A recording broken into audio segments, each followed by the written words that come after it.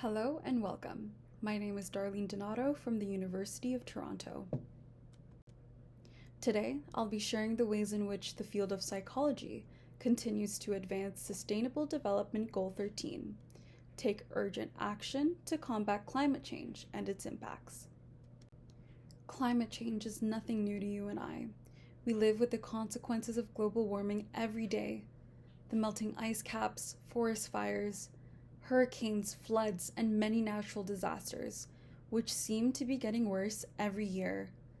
This challenge is not only environmental, but deeply psychological. For many people around the globe, climate change feels distant, uncertain, and overwhelming.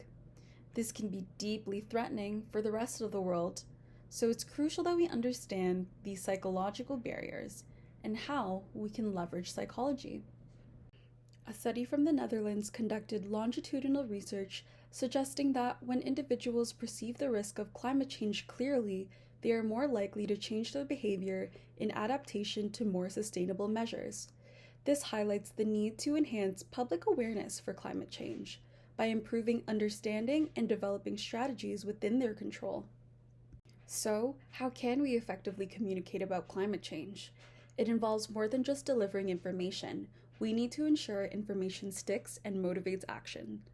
Edward Maybach's empirical research provides an effective approach by focusing on three key strategies: simplification, repetition, and trust. Complex information can overwhelm and disengage the audience. By simplifying messages, they are more accessible and easier to grasp, helping reduce cognitive overload, which can obstruct processing. By anticipating and answering key questions such as, what is the problem? How does it affect me? We directly connect to the audience's personal experience, making the issue more relevant and urgent. Repeating key messages increases the salience and likelihood that the audience will remember and act on them. Frequent exposure to the same message reinforces its importance and embeds it deeper in the conscience. Research has shown that people are more likely to trust and be influenced by those they know and respect, such as friends, family, local community leaders, and scientists. However, messaging is just one step. Addressing climate change skepticism, resistance, and anxiety is not a straightforward task. The University of Michigan found people's existing beliefs significantly shape their perceptions of climate change and their responses to it.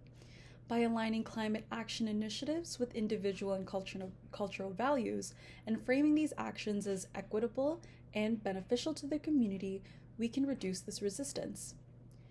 A self-determination theory approach was done by researchers in the Netherlands, where they studied young adults who read an article on climate change from the BBC News. Following the reading, groups received messages tailored to affirm or challenge the psychological needs of the self-determination theory: autonomy, relatedness, and competence. And then they assessed their emotional responses. The study found that the messages aligned with young adults' psychological needs significantly reduced their anxiety and increased their willingness to engage with climate issues. We can leverage the self-determination theory to create actionable goals. This theory, developed by Edward Dietschy and Richard Ryan, provides a framework for addressing three key psychological needs that drive human motivation: autonomy, relatedness, and competence. Autonomy refers to the need for self-direction and personal choice in behavior. Choosing to ride your bike or take public transit are choices that reduce carbon emission. Relatedness involves feeling connected and significant within one's community. This could be connecting with people at a farmer's market, participating in community gardens or cleanups, but also something as simple as having conversations about climate change and understanding that we are in this together. Competence is about feeling capable and effective in one's actions. We can help the population by providing education, resources, and tools to help build confidence. Celebrating all climate change efforts, big and small, can further reinforce this feeling. So by addressing these three psychological needs, we can inspire more proactive engagement in climate solutions, where individuals are intrinsically motivated to be more eco-friendly. This is a call to unite and take every action possible to care for the earth.